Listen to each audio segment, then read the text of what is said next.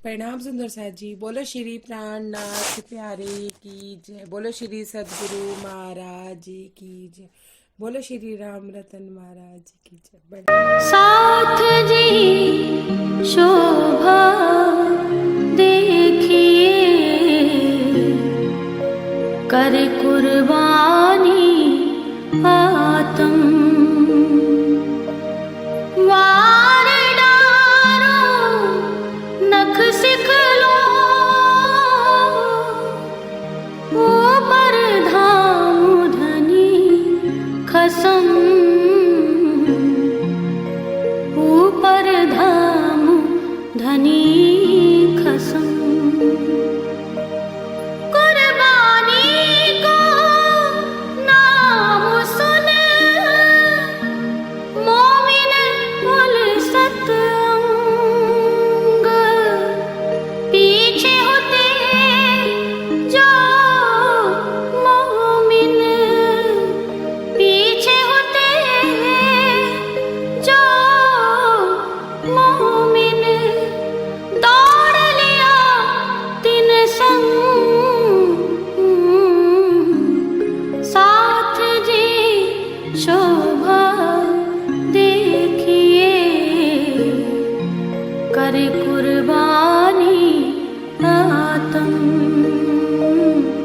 कर कुर्बानी आत्म, कर कुर्बानी आत्म। जी बोलो श्री प्राणनाथ प्यारे की जय। बोलो श्री सदगुरु महाराज जी की जय। बोलो श्री राम रतन महाराज जी की जय। प्रणाम जी। हमने क्या किया था, 60 पेज हमारा हो गया था। महाराज जी हमें ये बता रहे थे कि मैं कैसे जगन्नाथ पहुंचा, मैंने कितनी सारी यात्राएं की, कितनी लंबी यात्रा की, तरह तरह के मुझे साधु संत भी वहाँ मिले, उन लोगों से मैं अलग भी हुआ, मेरा वैराग मुझे फिर से मतलब मेरा वैराग दुगना हो गया। सुंदर साथ जी महाराज जी इस बात में ये बताना चाहते थे कि राज्य हमें जो एकांत में मिलते हैं, देखिए हम सुंदर साथ में रहते हैं, सुंदर साथ का संग करते हैं, जब हम मंदिर आश्रम जाते हैं या पन्ना जी जाते हैं या शेरपुर जाते हैं तो हमें सुंदर साथ का सानिध्य मिलता है, उसमें हमें राज्य मिलते हैं। ऐसा नहीं है सुंदर साथ में ही राज्य हैं मिलते हैं, लेकिन एकांत का भी एक अपना सुख होता है। एक रास का सुख है और एक महारास का सुख है, और एक यूँ कह लो कि बाकी भोम का सुख है, हिंडोलों का जुल्लों का सुख है। तो एक राज्य के साथ रंग पर वाली का भी सुख है कि अपने एकांत में राज्य से मिलिए। तो राज्य कहते हैं कि एक एकांत भी राज्य से मिलने का एक ऐसा स्थान है जहाँ राज्य हमें मिलते ही मिलते हैं। जब हम अपने एकांत में बैठते हैं तो हमें क्या पता लगता है कि हमारे हृदय में तो इतने सारे लोग घर करके बैठ गए हैं, राज्य तो पैरिटी बाद में हो जाती है, इसके बारे में सोच रहे हैं उसके बारे में सोच रहे हैं। जब हमारा मन इन चीज़ों से हटके जब हम सोचने बैठे, एक राज्य को सोचें और एक राज्य से ही मिलन करें, अंदर से राज्य से बातें करें। राज्य इस बात महाराज जी इस बात में कहना चाहते हैं कि जब मैं उन लोगों से अलग हुआ तो मेरा वैराग दुगना हो गया। सबके साथ बैठ के तो वो पी लिया करते थे कि सब खा रहे हैं हमने खा लिया। देखो हम मंदिर आश्रम जाते हैं तो लंगर के टाइम पे लंगर खा लिया, चाय के टाइम पे चाय पी ली। लेकिन अगर हम अपने घर में होते हैं, अगर कोई माया का कार्य है तो भी, और अगर हम राज्य में लगे हैं, हम वाणी पढ़ रहे हैं, हमें वाणी में रस आ रहा है, या यूँ कह लो कि अपने ध्यान में बैठे हैं, हमें ध्यान में राज्य से बात करने में आनंद आ रहा है, तो हमें अपने खाने पीने की सुध नहीं रहती। भी प्रैक्टिकल बात है सुंदर साथ जी कि अपने घर में वो टाइम टेबल फिक्स नहीं रहता। कोई खाने आएगा तो उसके साथ हम खा लेंगे। अगर लेट सवेर होता रहेगा तो औरतें तो खासकर ऐसी होती हैं, जब वो बेटा आएगा ना खान वो तो खा लेंगे, जब कोई आएगा ना खाने तब खाना खा लेंगे। मतलब अपनी इच्छा से जल्दी से कोई खाती नहीं है, वेट करती है सबका। तो राजी कहते हैं कि मैं जब अकेला हुआ मेरा वैराग दुगना हुआ। मुझे मैं एक दिन छोड़ के एक दिन खाने लगा, अगर दूसरे दिन भी नहीं मिलता था, मुझे तीसरे दिन भी जरा सा मिलता था तो मेरा उससे भी काम चलता था, अगर नहीं भी मिलता था तो भी मेरा काम चलता था। महाराज जी अपनी परिस्थिति का, अपने मनी स्थिति का वर्णन कर रहे हैं। सातवीं लहर हमारी चल रही है। फिर क्या कहते हैं कि जैसे ही मैं एकांत में हुआ, देखिए वो कह रहे हैं कि मेरे वैराग्य का स्वाद मेरा बढ़ने लगा, मेरा आनंद अपने आप में बढ़ने लगा, मेरा मन मंथन आगे बढ़ने लगा। तो उन्हें फिर किसी की उपस्थिति का अनुभव हुआ, उनके हाथ किसी ने पकड़ लिया।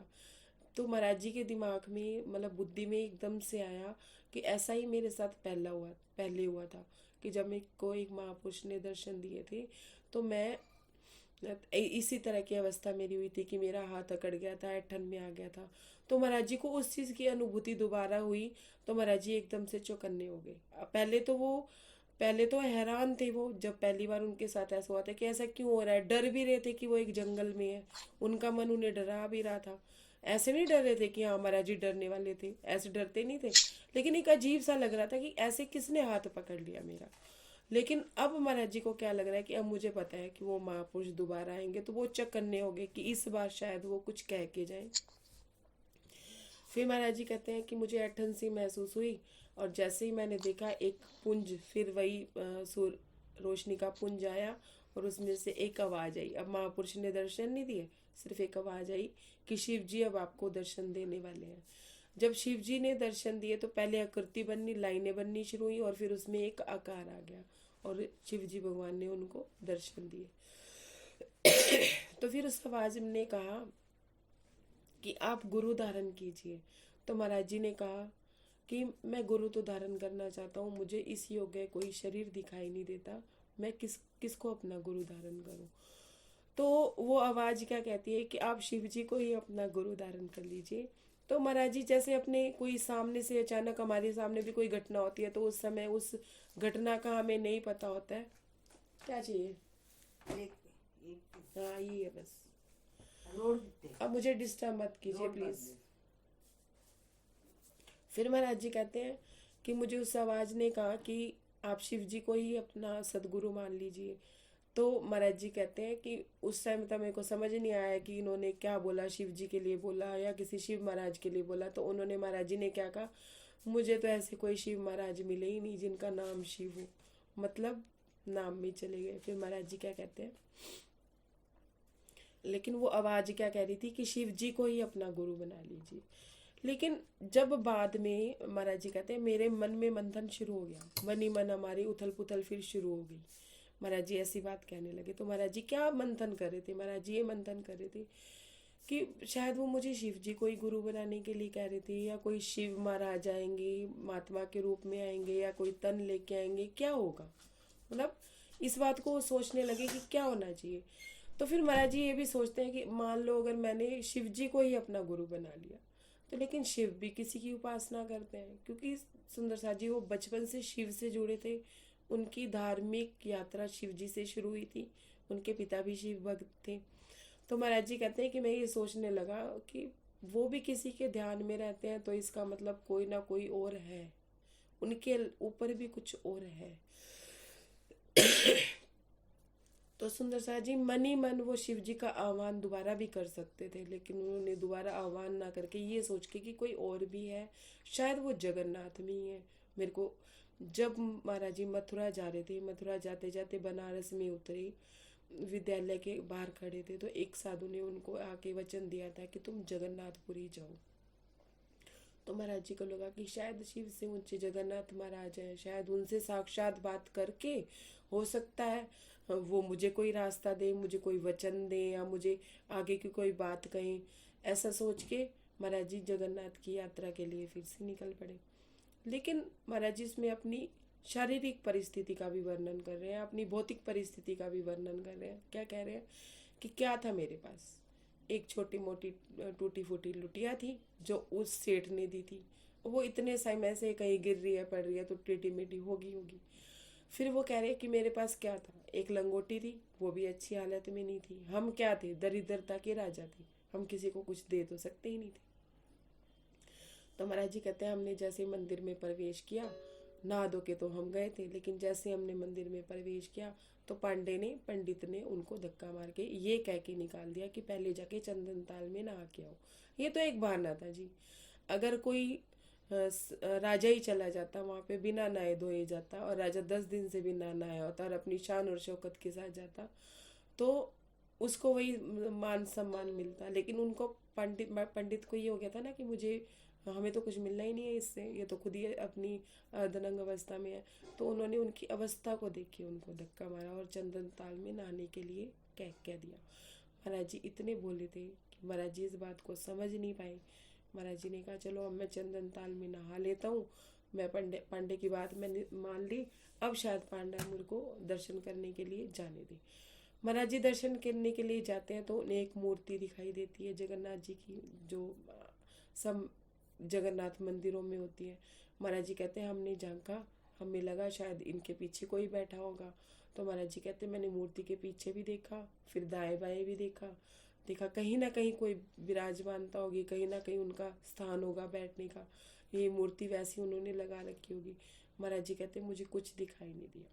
महाराज जी कहते मैं बाहर आया, मुझे ही लगा कि सब लोगों को दर्शन हो रहे हैं, ये लोग तो दर्शन कर रहे हैं, मुझे क्यों नहीं हो रहे हैं, शायद परिक्रमा में बैठे हैं, कि ये लोग परिक्रमा लगा रहे हैं, शायद परिक्रमा में बैठे होंगे पीछे।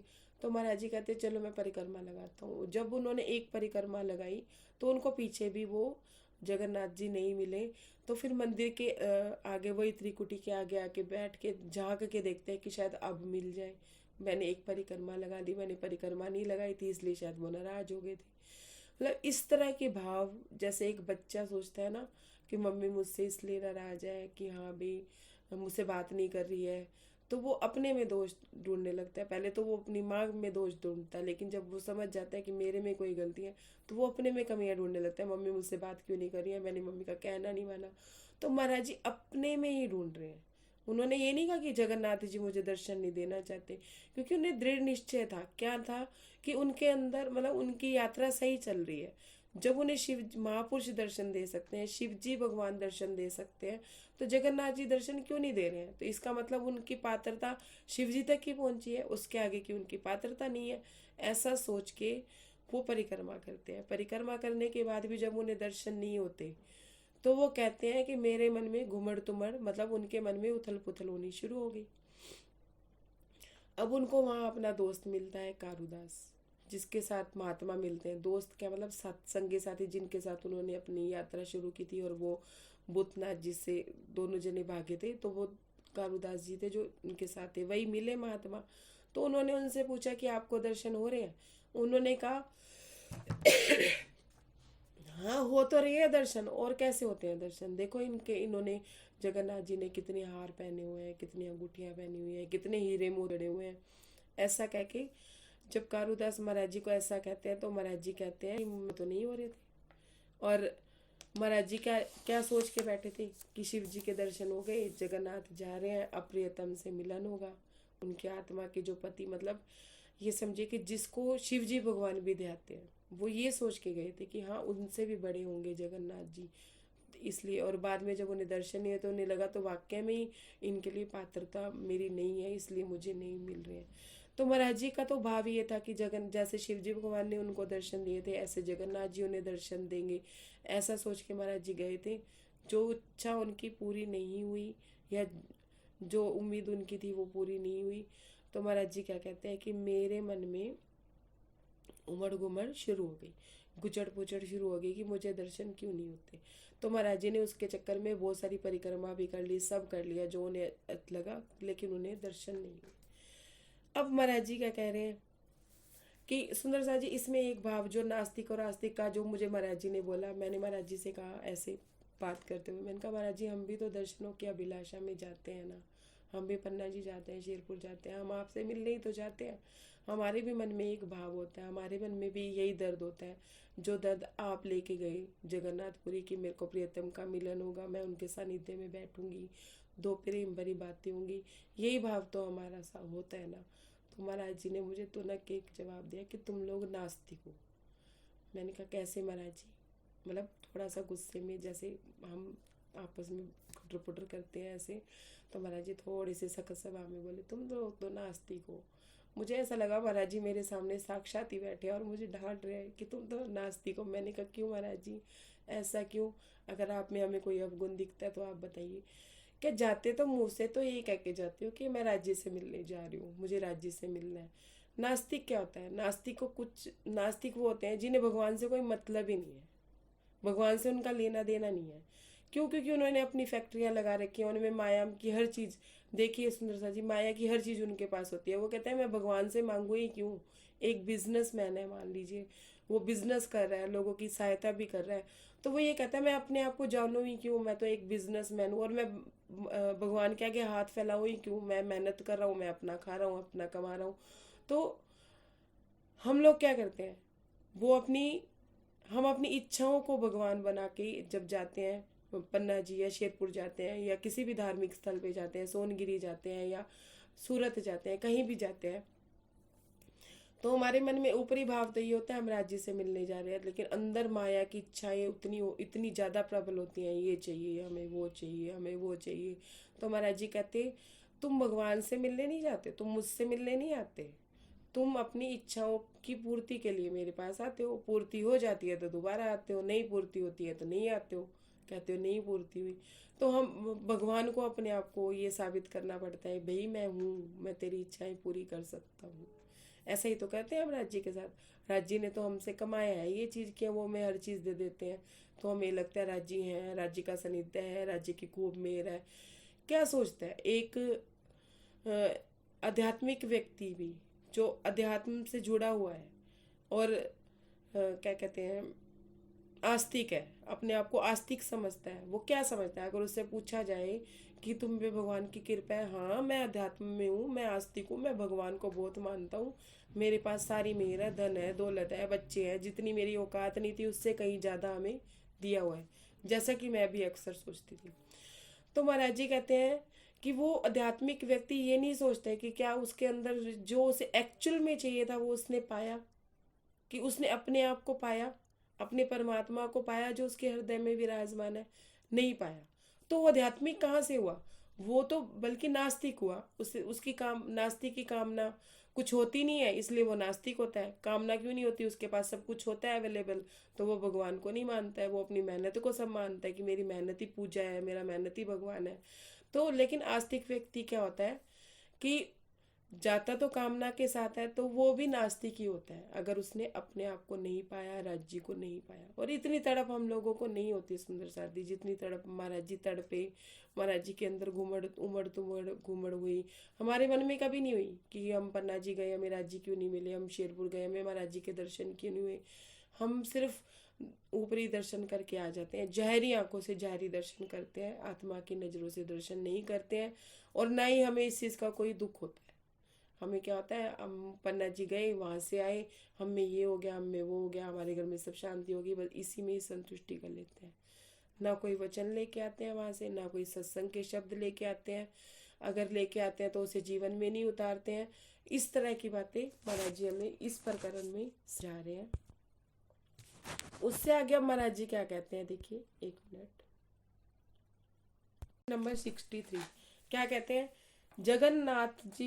जगन्नाथ ने नाथ लिए हम, नाक नकेल पड़ी अब अच्छी, तृप्त किए इतने अब इच्छा शेष ना छोड़ी दर्शन की। महाराज जी कहते हैं जगन्नाथ जिसे हम नाथ मान रहे थे, और उन्होंने हमारी नाक में क्या कर दी, नकेल डाल दी। नकेल, अब कोई रिश्तेदारी में भी कोई हमारे नाक में दम ही कर देता है ना, तो हम उसे छोड़ने पे मजबूर हो जाते हैं, हम उसे छोड़ना ही चाहते हैं, हमारा आत्मबल इतना बढ़ जाता है कि हम उसे छोड़ ही देते हैं। भाई तू तो चाहिए ही नहीं, चाहे किसी से भी भीख मांग लेंगे, भूखे रह लेंगे, सब कर लेंगे, लेकिन तेरी सहायता हमें नहीं चाहिए। इस तरह महाराज जी का कहते हैं कि अब हमारी नाक में नकेल डल गई अच्छी तरह से, मैं परेशान हो गया इस बात से, तृप्त के इतने अब इच्छा कोई नहीं छोड़ी। महाराज जी कहते हैं कि अब मेरे को उसके दर्शनों की भी इच्छा नहीं रही, मैं इतना तृप्त, मतलब इतने मान सम्मान से, इतने धक्के से मैं इतना तृप्त हो गया था कि अब मुझे दर्शनों की अभिलाषा रही नहीं। अब क्या रहा, मान मर्तबा उत्तम पाया हमने दाता के द्वारे, थकन दूर हो गई रहा की, अवश्य थे हारे हारे, अवयव थे हारे हारे। बहुत अच्छी लाइन है महाराज जी की ये बात, कि थकान दूर हो गई रहा की, अवयव थे हमारे, और मान मर्तबा उत्तम पाया हमने दाता के द्वारे। महाराज जी कहते हैं कि अगर ये मान मर्यादा, मतलब मान मर्यादा बता रहे हैं इस बात को कि मान मर्तबा, सॉरी, ये मान सम्मान अगर मुझे अपने रिश्तेदारों के यहाँ मिला होता, मतलब मेरे रिश्ते, उनके ताऊ जी भी क्या करते थे, यही तो करते थे, उनको धक्के देते थे और बेवजह परेशान करते थे। तो एक बात थी कि मैं वो छोड़ के आया दुनिया की, मुझे वो मान सम्मान की इच्छा नहीं कर रहे थे। मान सम्मान किसे कह रहे थे? वो जो उन्हें धक्के मिल रहे थे उन्हें ही मान सम्मान कह रहे थे। वो कह रहे हैं कि भगवान के दर पे भी इतना मान सम्मान, भगवान पे दर पे भी ऐसी हालत हमारी। कहते कि मेरी थकान दूर हो गई। महाराज जी कहते हैं मेरी थकान दूर कैसे होगी सुंदर साथ जी? हम जब हम किसी के लिए इतना सब करते हैं और वो हमें इतनी सब बातें सुना दे और इतनी बातें, हम क्या कहते हैं, थकार के बैठ जाते हैं ना कि चल अब इससे कुछ मिलने वाला है नहीं, हमारी उम्मीद टूट जाती है। तो हम जब इस बात को, इस भाव को छोड़ लेते हैं कि आज के बाद इसको नहीं करना ही नहीं है, मैंने मरना ही नहीं है, इसके लिए कुछ करना ही नहीं है, तो कितनी तसल्ली सी हो जाती है मन में कि वो सारी जहत नहीं करनी पड़ेगी जो उन्होंने, हमने उनके लिए की। एक दुख होता है अंदर। अब महाराज जी दुख किस चीज का ले रहे हैं? हम तो रिश्ते नातों का दुख लेते हैं। बेटे को छोड़ा तो बेटे के दोस्त को बेटा बना लिया, बेटे की डेथ हुई तो बेटे के दोस्त को बेटा बना लिया, अगर बेटी ने धक्का दिया तो किसी और को बेटी बना लिया। एक आग जो छोटी बुझाई तो दूजी मोटी लगाई। हम एक क्या करते हैं, एक तरफ से तो माया छोड़ते हैं लेकिन दूसरी तरफ हम मोटी आग लगा लेते हैं। अब महाराज जी क्या कहते हैं, ऐसा मर्तबा मान सम्मान हमने जब भगवान के दरवाजे पे पाया, जगन्नाथ के दरवाजे पे पाया, तो हमारी सारी थकान दूर हो गई। जो अब तक मैं हारा हारा आया था, थका हारा आया था कि मैंने इतनी, मतलब महाराज जी कैसे हार गए थे। यूं जब आए थे तो कितना उत्साह था उनके मन में, कितना मतलब मन उनका खुश था कि मैं जगन्नाथ जी के दर्शन करूंगा। लेकिन जब उन्हें दर्शन नहीं हुए तो वो मतलब ऐसे उनको थकान में आ गई, भी मन हार गया उनका कि मुझे दर्शन नहीं हो रहे। तो वो उस परिस्थिति में महाराज जी अपने आप को थका थका और हारा हारा महसूस करते हैं। बिल्कुल ऐसे ही जब माया में हमें काम करने से इतनी थकावट नहीं होती, लेकिन मेंटली प्रेशर लेने से ही हमें थकावट होनी शुरू हो जाती है। महाराज जी ने प्रेशर नहीं लिया लेकिन उनका मन थका थका सा हो गया था, उनका शरीर भी ऐसे लगने लगा था उन्हें कि मैंने इतनी यात्रा की और मुझे दर्शन नहीं हुए, क्योंकि उनकी दर्शनों की अभिलाषा थी। अब महाराज जी क्या कह रहे हैं देखिए आगे, जितने बंद बंधाए अब तक अनायासी सबुदरे, मनोभाव अपने पवित्र थे लेकिन झंझोड़ डरे। महाराज जी कहते हैं कि कितने बंद बांधे हुए थे मैंने अपने, कि मेरे को दर्शन होंगे, मैं उनसे ये बात कहूंगी, कि अनायासी उधर गए, मतलब सारे ही दरे के दरे रह गए। इसमें से एक भी मेरा मोटिवेशन पूरा नहीं हुआ कि मुझे परमात्मा मिलते, मैं उनसे कुछ बात करता, या मेरे को जगन्नाथ के दर्शनों से कुछ प्राप्ति होती, या मुझे वो कुछ वचन कहते, या मेरे में कुछ परिवर्तन होता। वो कहते सब धरे के धरे रह गए, मनोभाव अपने पवित्र थे, सब हमने झंझोड़ दिए। महाराज जी कहते कि मेरा मनोबल पवित्र था, मैं दर्शनों की अभिलाषा से आया था, मेरी कोई संसारिक इच्छा तो थी नहीं, फिर भी मेरे मन ने मेरे को झकझोरा। अभी भी महाराज जी अपने मन से बात कर रहे हैं जो हम नहीं करते। मेन मोटिवेशन बात में ये है इसमें कि वो अपने मन से बात कर रहे हैं, मन को झकझोर रहे हैं, मन को समझा रहे हैं, मन से लड़ रहे हैं, लेकिन हम नहीं करते। हम सिर्फ वाणी मंथन करते हैं, मन में उसको टिकाते नहीं है। अब क्या कह रहे हैं, दर्शन करने की इच्छा थी छिप गई एकदम डर के, आए थे दर्शन करने को जगन्नाथ के मरमर के। अब महाराज जी वही बात कह रहे हैं कि दर्शन की इच्छा लेके आए थे, कोई संसारिक इच्छा लेके नहीं आए थे। क्या वो तो छिप ही गई, खत्म ही हो गई एकदम से कि मुझे अब दर्शन करने ही नहीं है। अब मुझे क्यों करने हैं दर्शन? मैं दर्शन कर भी लूंगा, इतने मान सम्मान के बाद, इतनी मर्यादा के बाद मैं दर्शन कर भी लूंगा तो क्या फायदा होगा कि मुझे दर्शनों में ही सब कुछ पड़ा है। महाराज जी ये कहने लगे, क्या कहते, आए थे दर्शन करने जगन्नाथ में मरमर के, कि मैंने अपना शरीर इतना तपाया, इतने इतने मील में चला, सब कुछ किया, मुझे कुछ नहीं मिला। हमने प्रतिज्ञा की एक अब नहीं किसी मंदिर जाना, जगन्नाथ यदि घर दर्शन देवे तो भी नहीं पाना है। महाराज जी क्या कहते हैं कि मैंने ये ठान लिया कि अब मैं किसी मंदिर में, मूर्ति पूजा में, किसी मूर्ति के दर्शन, मंदिर आश्रम में मैं नहीं जाऊंगा, चाहे कुछ हो जाए। मैं नई मूर्तियों में दर्शन ढूंढूंगा, क्योंकि मूर्तियां भी इंसानों की बनाई होती हैं। क्या मैंने प्रतिज्ञा ले ली कि मैंने मंदिर जाना ही नहीं, चाहे कुछ हो जाए, किसी मंदिर नहीं जाना। उन्हें ये पता चल गया कि मंदिर आश्रमों में भगवान नहीं रहते। वहाँ जहाँ पे बहुत ज़्यादा भीड़ भाड़ है या बहुत ज़्यादा है, तो वहाँ एक व्यापार चल रहा होता है।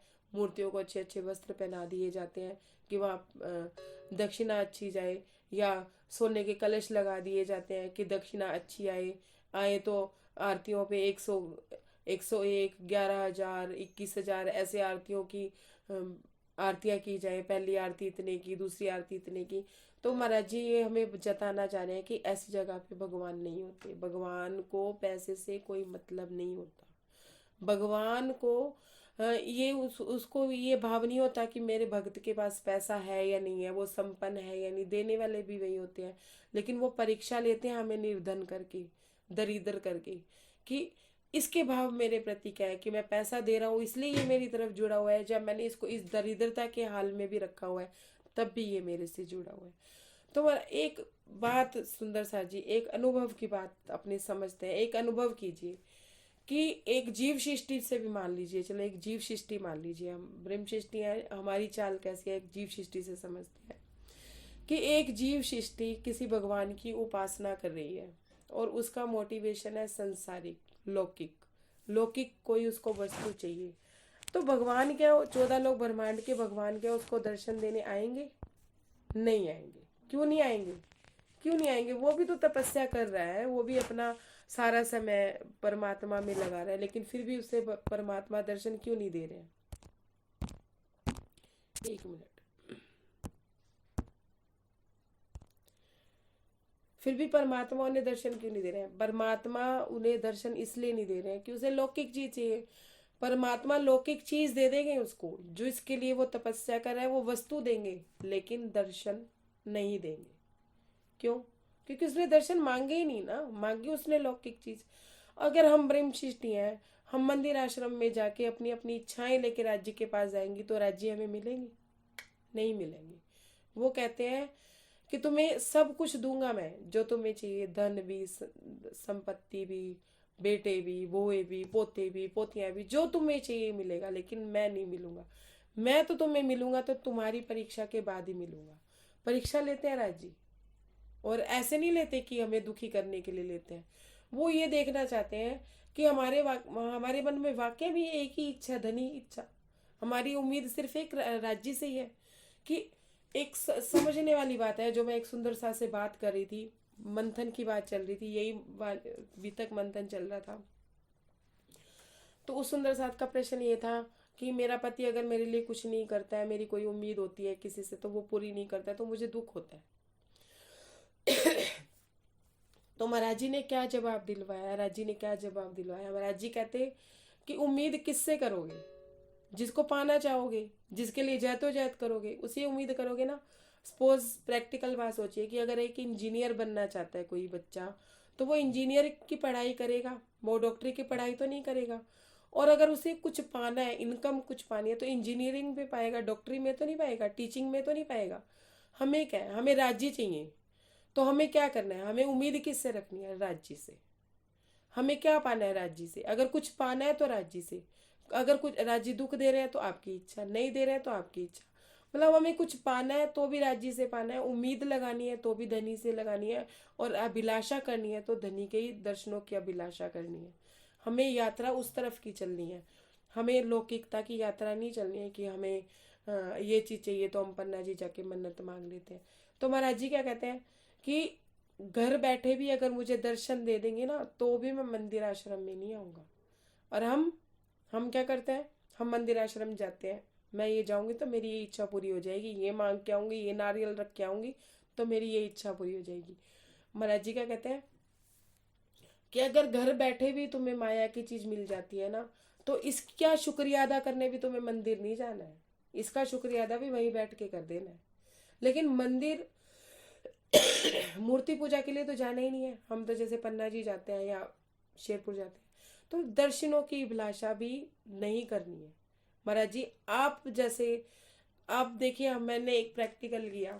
मैं पन्ना जी गई तो रास्ते में मेरे इतने भाव थे कि मैं वहाँ जाके महाराज जी के पास बैठूंगी, गुम्मट जी में बैठूंगी और जितना हो सके मैं राज जी की सेवा में ही मस्त रहूंगी और अपने आप को उसी में ही लगाऊंगी। मैं फ़ोन ही नहीं अटेंड करूंगी किसी का, मैं फ़ोन ही नहीं लूंगी। 1 हफ्ते की छुट्टी तो मतलब छुट्टी, कोई माया की बात नहीं करनी, कोई कुछ नहीं करना।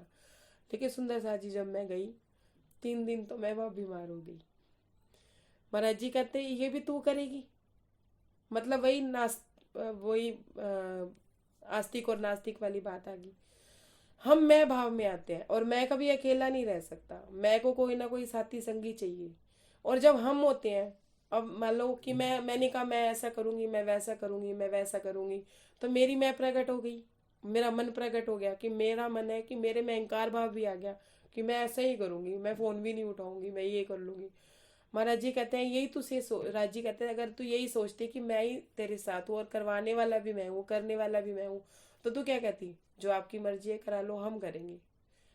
मैं को हम में लाना है और फिर हमको भी तू में बदलना है। कन्वर्सेशन ये है कि मैं को हम में लाना है कि हम है, हम कौन, मैं और मेरे राज्य, और उसको तू में कन्वर्ट करना है। अब कौन है? सिर्फ तू, मैं हूं ही नहीं, ना मैं हूं ना मैं हम हूं, हम एक हो गए। लेकिन हमारी मैं इतनी प्रकट रहती है। जो नास्तिक व्यक्ति होता है ना, जो मंदिर आश्रम जाता है, आज भले ही हम राज्य को मान रहे हैं, सब कर रहे हैं, आस्तिक बन के जा रहे हैं, हमने वाणी भी पढ़ी हुई है, हमने चर्चाएं भी सुनी हुई है, हमने बीतक भी पढ़ी हुई है, हमें ज्ञान भी बहुत है।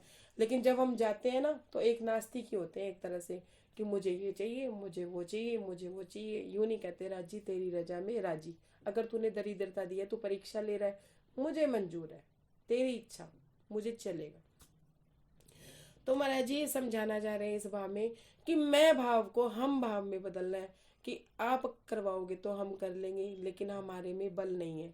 मैंने महाराज जी से कहा मैं तो नहीं कर सकती अभी तक, आपने करनी है तो आप करो, मेरे बस की नहीं है। और उस हम को भी जब तू में कन्वर्ट है, बस तू ही तू है, अब मेरा में कुछ में है ही नहीं। अगर मैं का भाव है, मेरा भाव है कि मेरा ये होना चाहिए, मेरा वो होना चाहिए, तो राज्य का है। और अगर तू का भाव है तो फिर हमें लड़ने की क्या जरूरत है? किसी से किसी के मान सम्मान पाने की क्या जरूरत है? कोई हमारे तन को मान दे रहा है, नहीं दे रहा है, सम्मान दे रहा है, नहीं दे रहा है, डंडे दे रहा है, कुछ दे रहा है, क्या फर्क पड़ रहा है? तू दिलवा रहा है, मंजूर है, तू है ना, बात खत्म।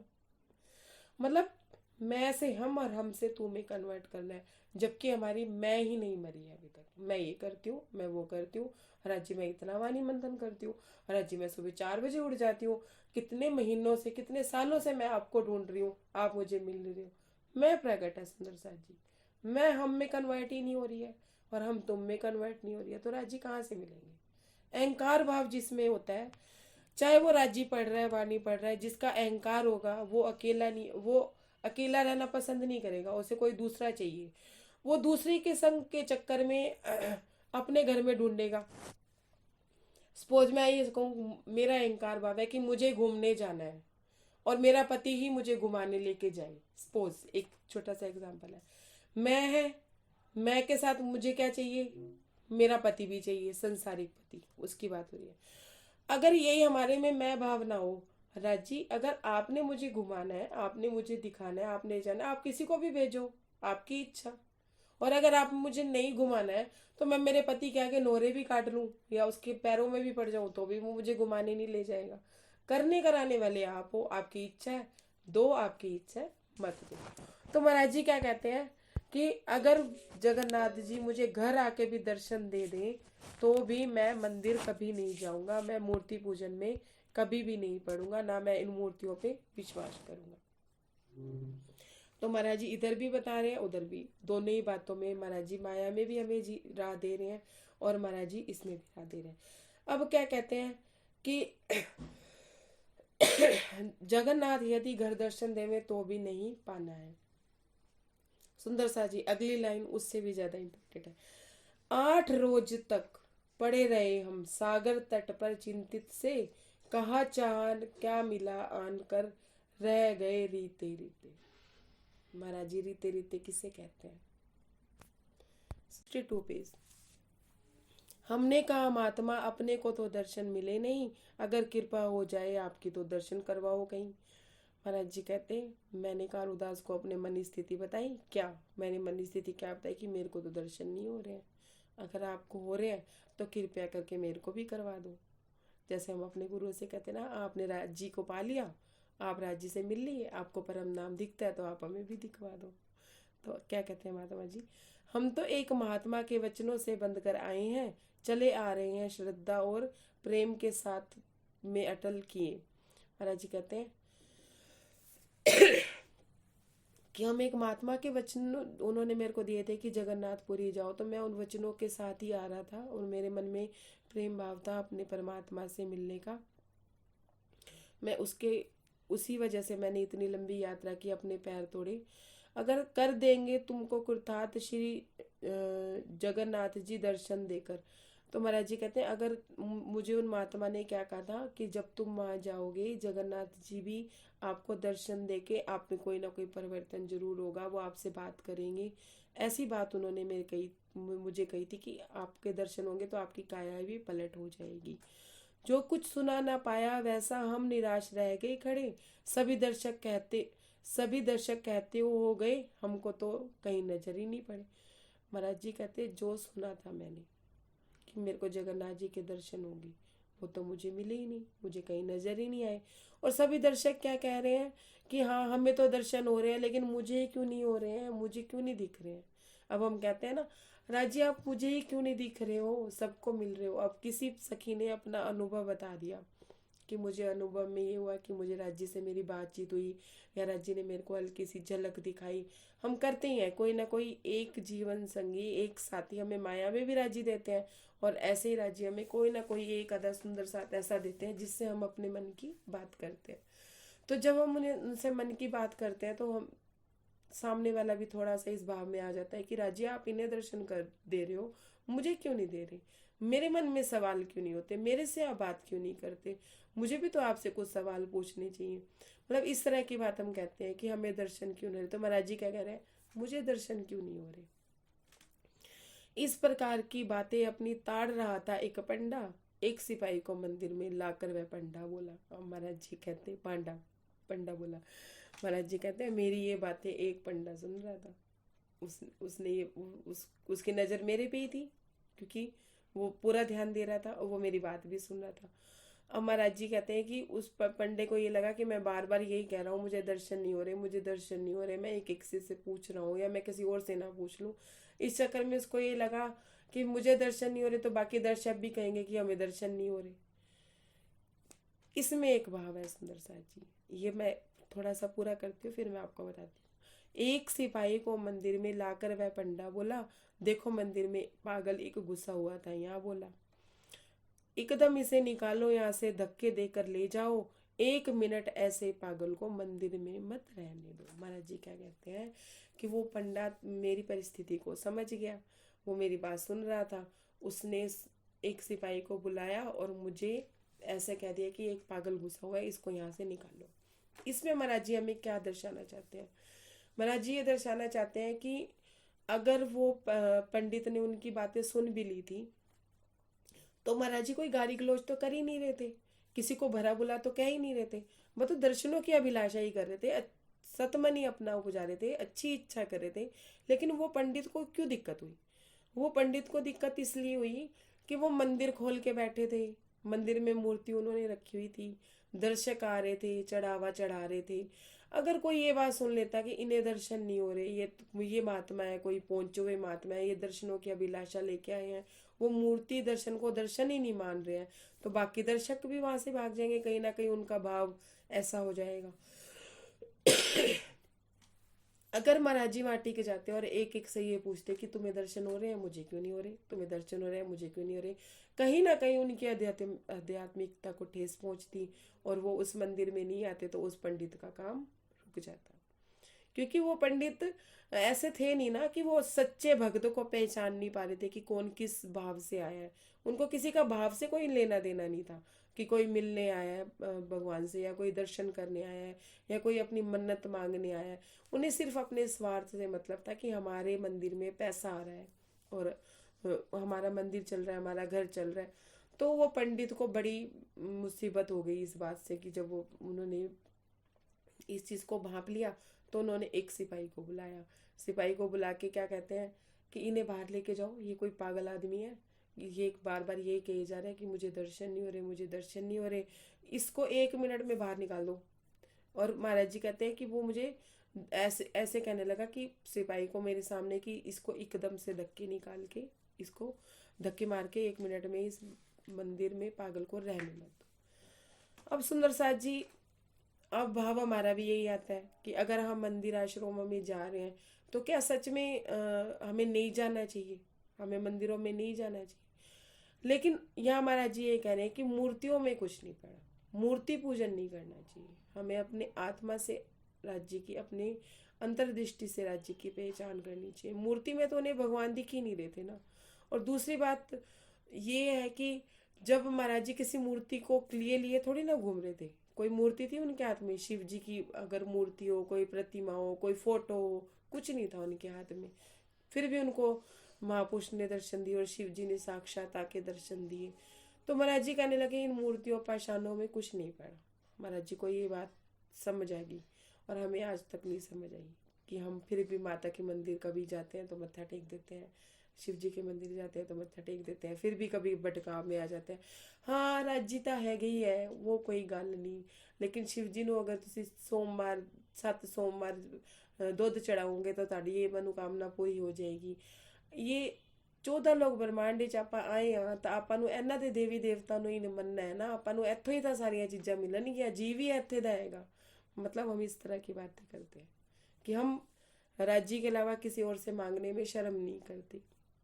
हम हमारी ये परिस्थिति किसी टाइम में थी, आज नहीं है, लेकिन हम सब लोग इस परिस्थिति से गुजरे हुए हैं, तो हम समझ सकते हैं कि उस टाइम राज्य पे क्या बीत रही होगी जब हम मंदिर आश्रमों में जा रहे थे। एक भाव और सुंदर साथ जी, जब उन्हें महाराज जी में इतना सत था, इतना बल था उनमें, वो अपनी यात्रा पे अंदर मन की यात्रा में चले हुए थे, उन्हें शिवजी भगवान दर्शन दे सकते थे तो जगन्नाथ दर्शन नहीं दे सकते थे तो वो विष्णु के रूप 14 लोक ब्रह्मांड के ही थे, क्यों नहीं हुए दर्शन। इसमें महाराज जी ये भाव समझाते हैं कि दर्शन इसलिए नहीं हुए मुझे कि राज्य मुझे अपने से जोड़ना चाहते थे। मान लो अगर मैं तो इसी भाव से गया था ना कि मेरे साक्षात दर्शन होंगे, मैं उनसे बात करूंगा, अगर वो 14 लोक ब्रह्मांड के देवी देवता विष्णु भगवान भी अगर मुझे दर्शन दे देते तो मेरा तन तो वहीं चिपक के बैठ जाता, मैं थोड़ी ना छोड़ता। अगर हमें राज्य साक्षात किसी स्थान पे दर्शन दे देंगे तो हम उस स्थान से थोड़ी ना हटेंगे। क्यों? क्योंकि दर्शन तो हमारे अंदर ही होंगे ना, हमें अंदर से हमें प्राप्ति होगी। तो महाराज जी कहते हैं कि मैं वहाँ ना भटक जाता या लटक जाता, यूं कह लो कि मैं वहीं पड़ा रहता। जब मैंने साधु संतों का संग किया किसी के एक वचन से, तो मुझे उसमें कोई सच्चा संगी नहीं मिला। तो जगन्नाथपुरी में जाके अगर मुझे दर्शन हो जाते, महाराज जी को दर्शन हो जाते, तो महाराज जी कहते हैं तो मैं भी वहीं चिपक जाता, तो मैं आगे की खोज नहीं कर पाता। तो महाराज जी कहते, महाराज जी को दर्शन नहीं हुए वहां पे, लेकिन महाराज जी ने दर्शन ना होके भी महाराज जी ने वहां से वचन ले ली। देखिए आप वो आगे आप अपनी बीतक में बता रहे हैं, क्या बता रहे हैं, आगे आगे बढ़ते हैं।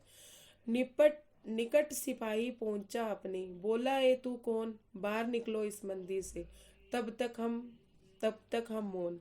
महाराज जी कहते हैं कि पांडा सिपाही को बुला रहा है, सिपाही को बोल रहा है इन्हें धक्के मार के निकालो। उधर से सिपाही भी आके मुझसे बोल रहा है कि आप कौन हो, तुम कौन हो, तो इसे बाहर निकालो मंदिर से। चलो वैसे कह रहे हैं बाहर निकलो मंदिर से, महाराज जी कह रहे हैं कि सिपाही मुझसे कह रहा है क्या कि बाहर निकलो इस मंदिर से। तब तक मैं मौन था, मतलब मैं चुप था, मैं कुछ नहीं बोला। देखा कटु व्यवहार और एक अमनुष्यता जब पाई, तो हम देख दाख के सब कुछ बोले उनसे है भाई।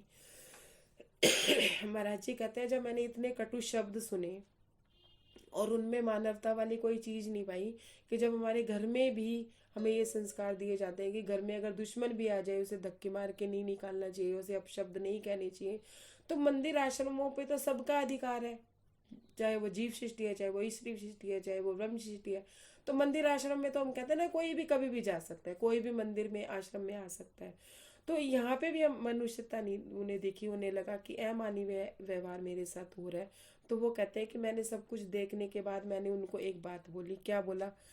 काशी से पैदल आए हैं, है दर्शन की अभिलाषा, 2 ही परिक्रमा तो लिया और रुको थोड़ा सा। महाराज जी कहते हैं मैंने उनको विनम्रता से क्या बोला कि काशी से हम पैदल चल के आए हैं, और इतनी लंबी यात्रा में हमने कितने दुख तकलीफें झेली होंगी, और दर्शनों की अभिलाषा लेके आए हैं। कोई संसारिक अभिलाषा नहीं है मेरी। अपना मोटिवेशन बता रहे हैं महाराज जी। कहते हैं कि मैंने 2 ही परिक्रमा की है, मुझे परिक्रमा कर लेने दो। महाराज जी कहते हैं मैं उस समय ये सोच रहा था कि मैंने परिक्रमा नहीं करी, इसलिए शायद मुझे दर्शन नहीं हुए। तो महाराज जी उनसे क्या रिक्वेस्ट करते हैं कि आप रुको थोड़ा सा, मुझे और थोड़ी सी परिक्रमा कर लेने दो। नहीं पाए हैं, अभी नहीं पाए हैं दर्शन, शायद अब हो जाएंगे, अच्छा बार चलते ही डंडे तुम्हें लगाएंगे।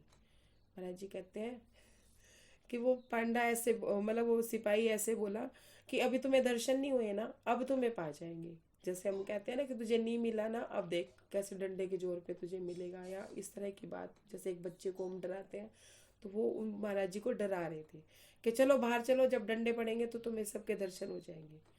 महाराज जी ने क्या कहा, अपने लिए माँ स्वागत सा जब वो करने आ पहुंचे, तो जो मान मिला था अब तक उसको चुपचाप ले चला। महाराज जी कहते हैं कि जब वो महास्वागत, स्वागत तो पांडे ने कर दिया था, तो महाराज जी कहते हैं कि वो मेरा महास्वागत करने आया था, कि मुझे डंडों के जोर पे मुझे बाहर निकालना चाहता था और मुझे डंडे मारना चाहता था। तो मैंने उनको उनका मान ले लिया और चुपचाप चला। सोचा बस इतना ही काफ़ी, अधिक मान क्या करना, दुनिया में है कौन हमारा, किसे कमा कर धरना। बहुत इम्पोर्टेंट बात है ये, बहुत ज़्यादा इम्पोर्टेंट। महाराज जी कहते हैं जब वो मेरा महास्वागत करने आया, मुझे डंडे की मार देने आया, तो मैं चुपचाप वहाँ से चला। बस इतना ही सोच रहा था कि अब मैं किसके मान सम्मान की चिंता कर रहा हूँ, अपने मान सम्मान की चिंता कर रहा हूँ, या इन लोगों से उम्मीद लगा रहा हूँ कि मेरा मान सम्मान करें, क्यों मैं एक महात्मा हूँ इसलिए। जैसे वो चिमटे के जोर पे अपना मान सम्मान कराया करते थे भूतनाथ जी, या साधु संतों को देख के हम मान सम्मान करते ही हैं। सुंदर साथ जी, अगर साधु वेश हम देखते हैं या कोई संत वेश देखते हैं, तो हमें पहले चाहे पहचान हो ना हो, लेकिन एक मानवता के रूप में हम उन्हें प्रणाम जरूर करते हैं। तो महाराज जी कहते हैं कि मैं इस मान सम्मान की चिंता करूं कि मैं एक महात्मा हूँ और ये मेरा मान सम्मान करे, इनके मान सम्मान का मैं धन कमाऊं यहाँ के। क्या दुनिया में है कौन हमारा, किसे कमा कर है धरना। ये लाइन दुनियादारी में भी बहुत काम आती है कि देख लो, समझ लो कि दुनिया में भी कौन है हमारा। तो सुंदर साथ जी, सुख के संगी तो सब दिखाई देंगे। जब आपने धन खर्च करना होगा तो आपको ये भी दिखेगा कि मैं अपनी बेटी को ये चीज़ ले दूँ, मैं अपने बेटे को बाइक ले दूँ, नहीं तो मेरी मम्मी पापा ने बचपन से कभी सुख नहीं देखा, मैं उनके लिए अच्छे अच्छे वस्त्र खरीद लूँ, या घर में कोई भौतिकता की चीज़ ले लूँ, मेरे घर में इस चीज़ की कमी है मैं ये ले लूँ। अपने अलावा आप सबके बारे में सोचोगे, फिर लास्ट में कहोगे चलो मैं एक आधा अपना भी सूट ले लूँ। प्रैक्टिकल बात है। लेकिन जब दुख की बात आएगी कि आपका दुख में साथ कौन देगा, तो आपको अपने माता पिता भी दुख के संगी नहीं दिखेंगे, बहू बेटे भी नहीं दिखेंगे, बेटी जवाई भी नहीं दिखेंगे, सब लोग अपनी लाइफ में मस्त दिखेंगे। कोई अगर 4 दिन साथ देगा तो 5वें दिन ये कहेगा जी हमारे अपने भी बच्चे हैं, हम अपना घर देखें, हम आपको देखें। आएंगे तो फॉर्मेलिटी में आएंगे, मतलब दुख का संगी कोई ही नहीं दिखेगा। तो महाराज जी कहते हैं मेरे साथ क्या हुआ। वो कारुदास भी तो बोल सकता था कि आप इनको ऐसा क्यों कर रहे हो, कोई नहीं दिख रहा था। कारुदास को वो संगी समझ रहे थे ना, संगी तो थे, तभी तो उनसे अपने मन की बात भी कह दी। तो महाराज जी कहते दुनिया में है कौन हमारा, किसे कमा कर है धरना। महाराज जी कहते ये पंडित, ये पंडित, ये सिपाही, ये जगन्नाथ की मूर्ति, या ये जो स्थान था जिस स्थान पे वो बैठे थे, या उनका दोस्त था कारुदास जो उनके साथ संग में था। महाराज जी ने दोस्त नहीं कहा, मैंने दोस्त इसलिए कहा कि जो साथ चलता है तो एक तरह से साथी संगी होता है। माया में भी जो हमारे साथ चलते हैं, चाहे वो एक दोस्त के रूप में, पति के रूप में, भाई के रूप में, बेटे के रूप में, तो वो संगी होते हैं। तो महाराज जी कहते हैं कि मैं क्या कमा कर करूँगा, इनको इस जगह को लेके क्या करूँगा, या मैं इस पंडित का मान सम्मान पाके क्या करूँगा, या मैं सिपाही का मान सम्मान पाके क्या करूँगा, मुझे ये धन कमा के करना क्या है। ये अगर ये मुझे मान लो पंडित उन्हें मान सम्मान दे देता, सिपाही उन्हें मान सम्मान दे देता, और वो उनको स्थान भी दे देते पंडित, उनको आश्रम में स्थान भी दे देते किसी कोने में, तो महाराज जी कहते अगर मेरे को दर्शन नहीं हुए थे तो सब खराब होता ना मेरा, मैं उनके मान सम्मान के लिए पड़ा थोड़ी ना रहता। अब उन्होंने अपमान कर दिया तो भी मैंने जाना है, मान कर दिया तो भी मैं नहीं जाना है। मेरी यात्रा तो दर्शनों की है ना, मेरी यात्रा तो दर्शनों के अभिलाषी है। सुंदर सा जी, हम जब मंदिर आश्रम जाते हैं या हम किसी के घर भी जाते हैं तो हम क्या सोचते हैं, किसी सुंदर साथ के घर गए या किसी रिश्तेदार के घर गए, सुंदर साथ की बात नहीं कर रही, रिश्तेदार के घर गए, उसने अगर हमें मान सम्मान और बैठने का अच्छा स्थान, खाने पीने का अच्छा स्थान वो दे दिया, तो हम क्या करते हैं, बार बार उनके घर जाते हैं, तो हम उनसे अटैच हो जाते हैं। अटैच हो जाते हैं, वो हमारे मन में घर करने लग जाते हैं। तो महाराज जी कहते हैं, आप तुम लोग ये समझो कि अगर तुम किसी के घर गए और उन्होंने तुम्हें मान सम्मान नहीं किया, या तुम्हारे घर पाठ है या सत्संग है या कुछ है, और आपको गरीब देख के ये कह दिया कि आप जाओ, आपकी यहाँ जरूरत नहीं है। बहुत सुंदर साथ के साथ ऐसा होता है, अनुभव की बात है कि जो गरीब सुंदर साथ होते हैं ना, उनको ना जो जिनके घर जाते हैं वो देखते भी नहीं है, बस मान मर्यादा के थ्रू कि रिश्तेदार है, बुलाना है तो बुला लेते हैं, लेकिन हाथ जोड़ के ये भी कह देते हैं कि जाओ अपने घर जाओ, ये नहीं तो अपने व्यवहार से जता देते हैं कि जाओ अपने घर जाओ। या कोई रिश्तेदार भी हमें कह देता है कि नहीं जी, हमें आपसे रिश्ता नहीं रखना, कारण कि हम लोग गरीब हैं, हमारे पास कुछ है ही नहीं, महाराज जी के पास कुछ नहीं था। तो इससे भी राज्य की मेहर समझनी चाहिए, ये कहर नहीं है कि रिश्तेदार ने कुछ कह दिया, कुछ कर दिया। महाराज जी कहते हैं इसमें भी राज्य की मेहर है। कैसे है, अगर वो मान सम्मान देता तो वो हमारे दिल में घर कर जाता, हम बार बार उसके पास जाते, बार बार अपना समय वहां लगाते, तो हमारा समय वेस्ट होता, समय खराब होता। तो महाराज जी कहते हैं ये भी मेहर थी मेरे ऊपर। महाराज जी राज्य की मेहर समझ रहे हैं कि अगर जगन्नाथ के दर्शन नहीं हो तो इसका मतलब कुछ और चीज है, इससे ऊपर भी कुछ और है। ये मंदिर मूर्तियों में कुछ मिलने वाला नहीं है। अगर पंडित ने और सिपाही ने उनका मान सम्मान नहीं किया तो उन्होंने कहा मैंने क्या करना है, अगर मेरा मान सम्मान करते तो भी मैंने जाना था, और नहीं मान सम्मान करते तो भी मैंने जाना था। लेकिन सुंदर सा जी हम चिपक जाते हैं, हम माया में है, हम चिपक जाते हैं उन रिश्तेदारों से, उन दोस्तों से जो हमारा समय भी खराब करते हैं और हमें इस्तेमाल भी करते हैं।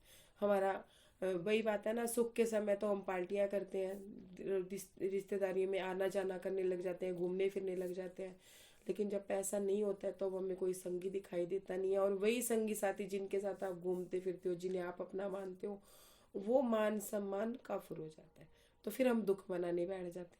ये दुख नहीं लेते हैं कि हाँ भी राज्य हमारे हैं, हमने ये दुख नहीं लिया कि राज्य को ही अपना नहीं समझा जो अपने थे।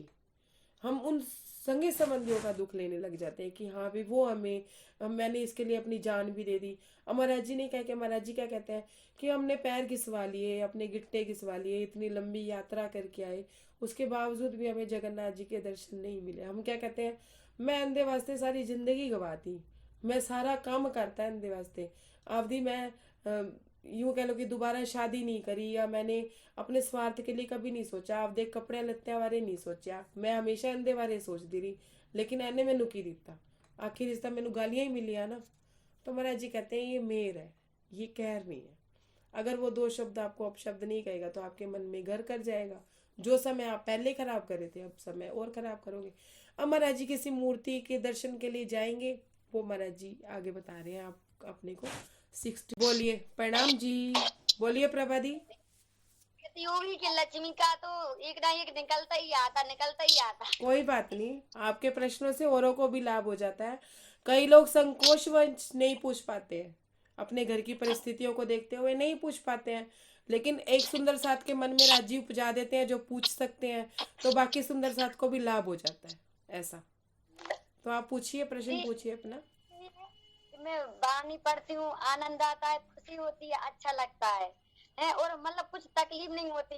वाणी में हम 4 घंटा 6 घंटा मतलब ऐसे बैठे रहेंगे, कुछ नहीं पड़ेगा फर्क। लेकिन मैं ध्यान करती हूँ तभी मेरे मुझको दर्द क्यों होता है, तभी ना कुछ कहीं काटेगा, कुछ ना कुछ ऐसी हरकतबाजी होती है कि मैं आध घंटा तो बैठ पाऊंगी, इसके बाद फिर दीदी मैं बैठ नहीं पाती हूँ। लेकिन फिर मैं प्रयास तो करती हूँ, मेहनत करती हूँ, लेकिन फिर भी मैं मेरी बार आँख खुल जाती और फिर मीच लेती हूँ, फिर ध्यान के जोर लगाती हूँ, फिर मतलब कुछ ऐसी रुकावट आ रही दीदी थोड़ी थोड़ी। ये रुकावट नहीं है लक्ष्मी दी, ये रुकावट नहीं है, आप अपना समय व्यतीत कर रही हो राज्य में। ध्यान से समझिएगा, थोड़े शब्द कटु भी बोलूंगी तो उसे दवाई समझ के निगल लीजिएगा, और मुझे गालियां भी दे लीजिएगा, कोई फर्क नहीं पड़ता मुझे, लेकिन आपको सही रास्ता दिखाना, जो मुझे राजी ने दिखाया, जो समझा रहे हैं वो समझा रही हूँ। आप अपना कैमरा ऑन रखिए, आपको देख के जवाब अच्छा आएगा।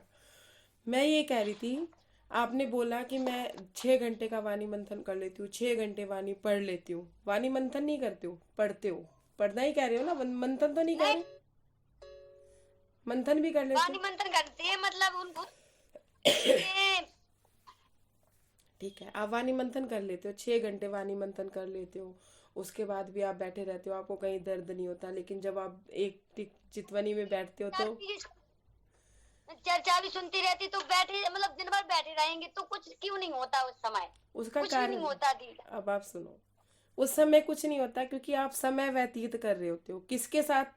किसी के साथ वाणी मंथन कर रहे हो, किसी के साथ, अकेले नहीं कर रहे। ठीक है, चर्चा वाणी सुन रहे हो, किसी के साथ, अकेले नहीं कर रहे, अकेले अपने आप को नहीं सुना रहे। मैं अकेली सुनती हूँ ऐसी। पर सुन तो किसी और की रहे हो ना, अच्छा अच्छा। साथ चाहिए।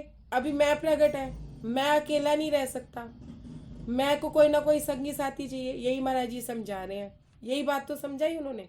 चलो अच्छा है, ये पॉइंट आपने ले लिया। अब आपको, आप में मैं है, देखिए मेरे में भी है, ऐसा मैं नहीं करी कि मेरी खत्म हो गई, मेरी भी है।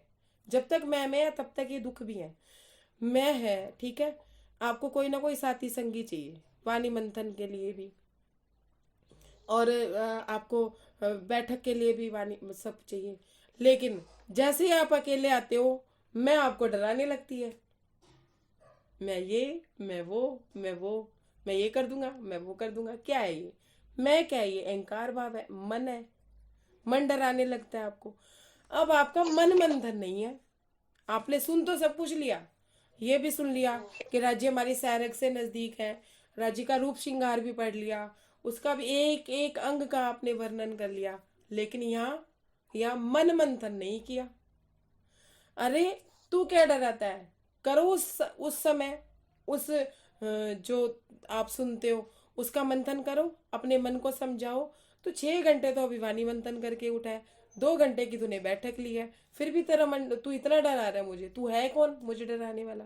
मेरे पास मेरे राज्य हैं, हम में कन्वर्ट हो ना, हम हैं, हम नहीं लगता, सिर्फ दर्द होता है पैरों में, मतलब बैठने 1 घंटा बैठ लेंगे, मतलब चितवनी चितवनी पे दर्द होता है।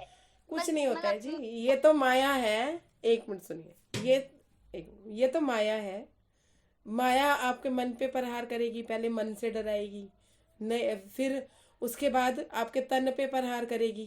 ठीक है, नहीं उससे पहले तो आपके रिश्तेदारों पे प्रहार करेगी, जो घर के 4 लोग हैं ना, उसके थ्रू आके आपको कोई ना कोई उठाएगा, ये काम कर ले, वो काम कर ले। जैसे ही आप अपने मन को टिकाओगे, तन पे प्रहार करेगी। कहते नहीं हम अपने बच्चों को, अगर तू ये नहीं करेगा ना, देख मेरे मानने से ना मान जा, नहीं करेगा ना तेरी टांगे तोड़ दूंगी। मैं तो अपने बच्चों को, जब बच्चे कोई बात नहीं मानते थे ना, मैं ये कहती थी घूमना फिरना बंद कर दो फालतू का, अगर नहीं करोगे ना टांगे तोड़ के घर पे डाल दूंगी, 1.5 महीना सेवा कर लूंगी, लेकिन बाहर नहीं घूमने दूंगी। मतलब ऐसी बात हम कहती हैं ना, तो वो माया क्या कह रही है, मान जा, अगर तू राज्य में लगेगी ना तेरे पैर तोड़ दूंगी, तेरे हाथ तोड़ दूंगी, ले तोड़ दे।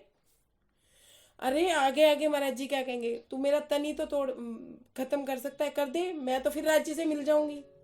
अगर तन को कुछ हो गया, अगर तन दुख में, हाँ होता रहे, जब इग्नोर करना शुरू कर दोगे तो ये दर्द दुर्द दिखेंगे ही नहीं, होंगे ही नहीं। अभी तो वो आपको माया परेशान कर रही है, अभी तो माया से परेशान हो, दुखी हो।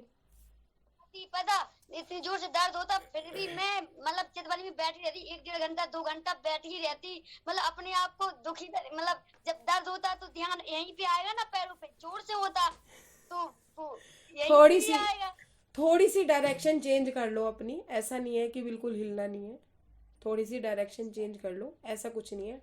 अगर आप बैठ के ध्यान नहीं कर पा रहे, आप लेट के भी ध्यान कर सकते हो।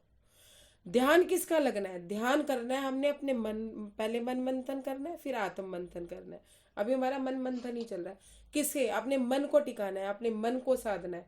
तो जरूरी नहीं है आप बैठे बैठे ही करो, माया को प्रभावी मत होने दो कि हाँ अभी तन पे आके माया हाथ दुखा रही है, पैर दुखा रही है, कमर दुखा रही है, तो उसके चक्कर में हम ध्यान करना छोड़ दे, ऐसा नहीं करना।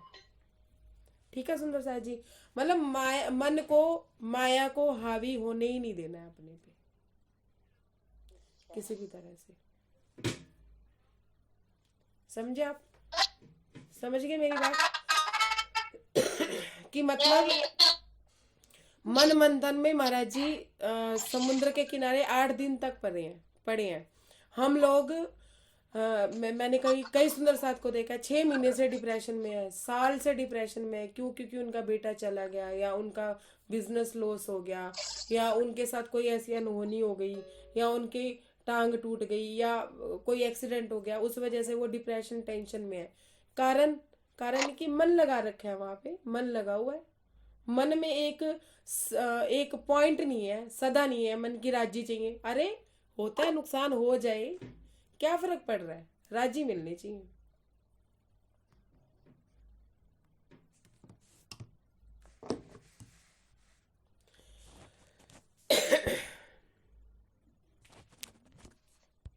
और लक्ष्मी दीदी, हाँ सॉरी जी। मेरा लीव हो गया था। भजन स्वामी है ना, वो भी कहते हैं स्वामी जी कि चितवनी में जब हम बैठते हैं ना तो हमें पूरे विचार आएंगे, सब आएंगे। और ये आपने बोला ना कि पैर दुखता है या खुजली होगी, सब होगा, पर हमें ना उसकी आदत नहीं डालनी, वरना हमारी आदत हो जाएगी, हम शरीर से भी नहीं हो पाएंगे।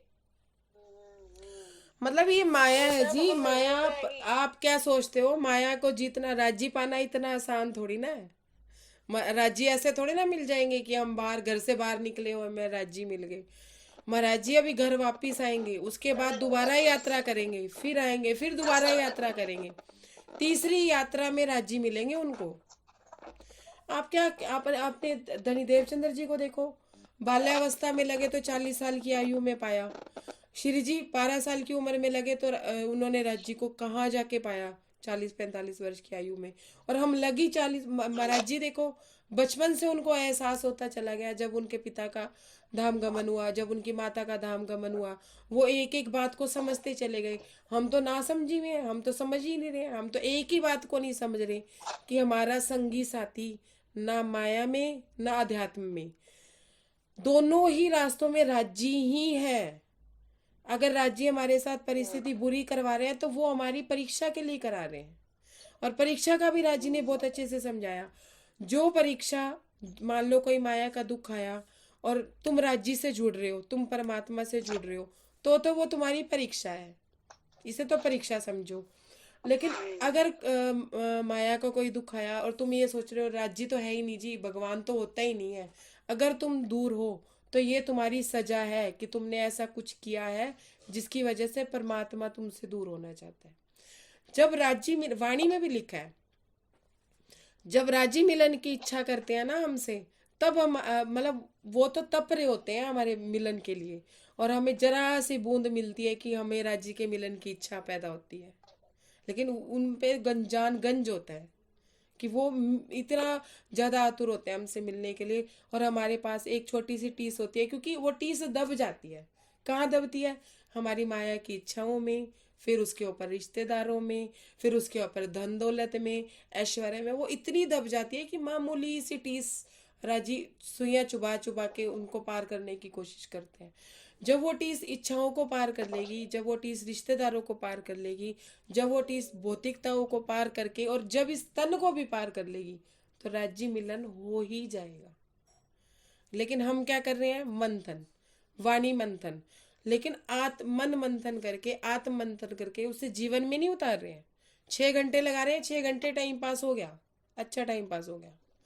जब जब चितवनी में मन नहीं लग रहा, जब आप 1 घंटा टिक के बैठ नहीं सकते राज्य के लिए, तो समय पास ही तो हुआ ना। भी तुम माया की बातें करते, इससे अच्छा राज्य की बातें कर ली, समय पास हो गया। 2 घंटे सुन लिया, श्रवण सुख हो गया, वो नयन सुख हो गया, वो श्रवण सुख हो गया। और 2 घंटे मैंने चर्चा कर ली। अब सुनिए, सपोज अब मैंने 2 घंटे चर्चा कर ली, मेरा क्या हो गया? बोलने का सुख हो गया कि मैंने 2 घंटे बोल लिया, बक लिया जो बकना था। अगर किसी के मन में नहीं उतरा तो व्यर्थ। और सबसे ज्यादा, अगर वो मेरे जीवन में नहीं आया, मैं बोल रही हूँ और मेरे जीवन में नहीं आ रहा, मेरे अनुभव में नहीं आ रहा, तो वो व्यर्थ है ना, वो समय भी व्यर्थ, आप लोगों का भी समय व्यर्थ और मेरा भी व्यर्थ।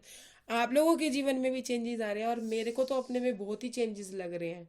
जब मेरे जीवन में मेरा जीव सुन रहा है तो मैं उस बात पे चलने की पूरा पूरा प्रयास करता है। तो मैं तो आप लोगों की आभारी हूँ कि आप लोगों ने मुझे ये सेवा दी, कि मुझे महाराज जी की विता करने का मौका मिला। जो मेरा जीव जानता नहीं था, जिस बात को मैं जानती नहीं थी, वो बात महाराज जी वितक में मुझे कहलवा देते हैं, और मैं बाद में सोचती हूँ ये मैंने बोला। अपनी रिकॉर्डिंग सुन के ही मैं ऐसे सोचती हूँ कि मैंने नहीं बोला, मुझे तो कुछ समझ ही नहीं थी।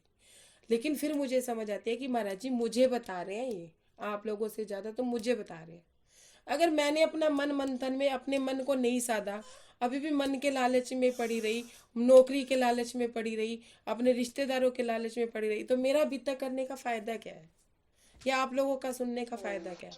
समय पास करना है जी, वो तो आप टीवी देख के, कार्टून देख के बच्चे करते हैं, हम बड़े इस तरह से कर रहे हैं। ये भाव है कि समय पास ना करके मन मंथन करना है। माया को जीतना इतना आसान नहीं है। जिस दिन हमने माया को हरा दिया, जिस दिन हमने माया को हरा दिया, उस दिन हमने राज्य को जीत लिया। ये पक्की बात है। महाराज जी क्या कर रहे हैं? माया से तो जीत हासिल कर रहे हैं। अब हम प्रयास करेंगे कि अब चाहे कुछ हो जाए, टिके रहेंगे, हम माया को हरा के ही रुकेंगे।